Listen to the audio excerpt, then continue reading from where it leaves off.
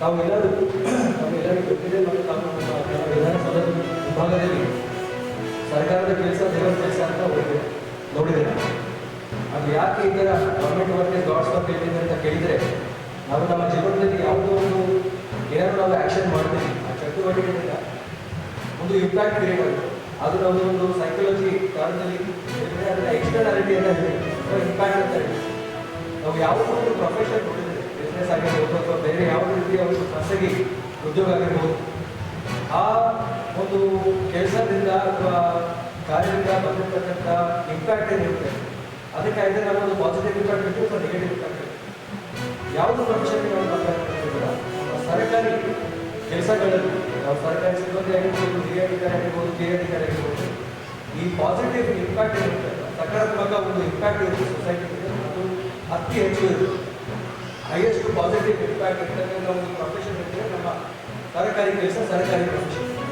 ನಮ್ಮೆಲ್ಲರಿಗೂ ಗೊತ್ತಿದೆ, ಸರ್ಕಾರದಲ್ಲಿ ಯಾವುದೋ ಒಂದು ಹುದ್ದೆ ಪಡೆದುಕೊಂಡು ಆ ಜಾಬ್ ಸೇರಿಸಿಕೊಳ್ಳುವ ವಿಚಾರ ಕೂಡ ನಮ್ಮದು ಪುಣ್ಯ ಆಗಿದೆ ಅಂತ ಜನರು ಹೇಳ್ತಾರೆ.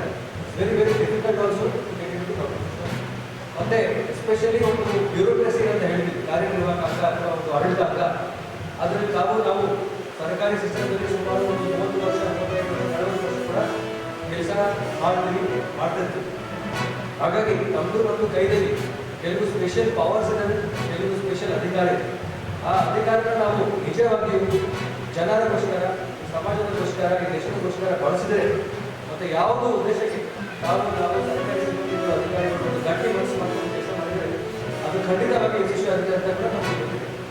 ನಮ್ಮ ಅಭಿವೃದ್ಧಿಯ ಜಿಲ್ಲಾಧಿಕಾರಿಗಳ ನೇತೃತ್ವದಲ್ಲಿ ನಮ್ಗೆ ನೋಡಿದಿರ ಲಾಸ್ಟ್ 1.5 ವರ್ಷದಿಂದ ನಮ್ಮ ಜಿಲ್ಲೆಗೆ ಒಂದು ಎಕ್ಸೈಟಿಂಗ್ ಪೀರಿಯಡ್ ಅಂತ ನಾನು ಹೇಳಲಿಕ್ಕೆ ಹೇಳ್ತೀನಿ. ಯಾಕಂದರೆ ಭಾಳಷ್ಟು ಹೊಸತನ ವಿಚಾರಗಳು ನಾವು ನೋಡಿದ್ದೀವಿ.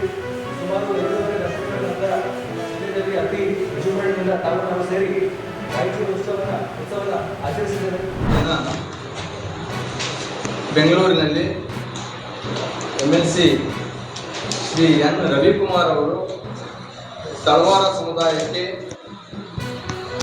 ಪರಿಶಿಷ್ಟ ಪಂಗಡದ ಪ್ರಮಾಣ ಪತ್ರ ಕೊಡಬೇಕು ಅಂತೇಳಿ ಪತ್ರಿಕಾಗೋಷ್ಠಿಯನ್ನು ಮಾಡಿದ್ದು, ಮಾಧ್ಯಮಗೋಷ್ಠಿಯನ್ನು ಮಾಡಿರ್ತಾರೆ. ಜೊತೆಗೆ ಮಾನ್ಯ ಮುಖ್ಯಮಂತ್ರಿಗಳು ಸಹ ಮಧ್ಯಪ್ರವೇಶ ಮಾಡಿ ಈ ಸಮಸ್ಯೆನ ಬಗೆಹರಿಸಬೇಕಂತೇಳಿ ಅವರು ಒತ್ತಾಯನ ಮಾಡಿರ್ತಾರೆ. ಜೊತೆಗೆ ಬೀದರ್, ಗುಲ್ಬರ್ಗ, ಯಾದಗಿರಿ ಸೇರಿದಂತೆ ಇತರ ಜಿಲ್ಲೆಗಳಲ್ಲಿ ತಳವಾರಿಗೆ ST ಸರ್ಟಿಫಿಕೇಟ್ ಕೊಡ್ತಾ ಇಲ್ಲ, ಕೂಡಲೇ ಅಧಿಕಾರಿಗಳು ಕೊಡಬೇಕು ಅಂತೇಳಿ ಆಗ್ರಹವನ್ನು ಮಾಡಿರ್ತಾರೆ. ಅವರ ಒಂದು ಮಾಧ್ಯಮ ಗೋಷ್ಠಿಯನ್ನು ನಾವು ನೋಡಿದ್ವಿ, ಸಾಕಷ್ಟು ಕಡೆ ವೈರಲ್ಲು ಆಗಿದೆ. ಅದು ನಮ್ಮ ಪ್ರಶ್ನೆ ಏನಂದರೆ, ಎನ್ ರವಿಕುಮಾರ್ ಅವರಿಗೆ ತಳವಾರಿಗೆ ಕೊಡ್ಬೇಕಂತ ಹೇಳ್ತಾ ಇದ್ರಲ್ಲ ಪರಿಶಿಷ್ಟ ಪಂಗಡ ಪ್ರಮಾಣ ಪತ್ರ, ಯಾವ ತಳವಾರು ನೀವು ಮೊದಲು ಸ್ಪಷ್ಟಪಡಿಸ್ಬೇಕು. ಬರೀ ನೀವು ಗಾಳಿ ಕೊಂಡ್ಬಿಡಬೇಕೈತಿ.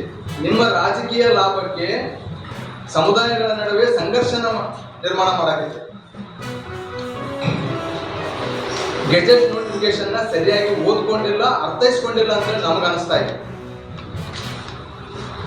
ಯಾಕಂತಂದ್ರೆ 1991-92ರಲ್ಲಿ ನಾಯಕ ಸಮುದಾಯ ST ಪಟ್ಟಿಗೆ ಸೇರಬೇಕಾದ್ರೆ 2 ಉಪಪಂಗಡಗಳು ಹೊರಗೆ ಹೋಗ್ತಂತಾವ, ತಳವಾರ ಮತ್ತು ಪರಿವಾರ.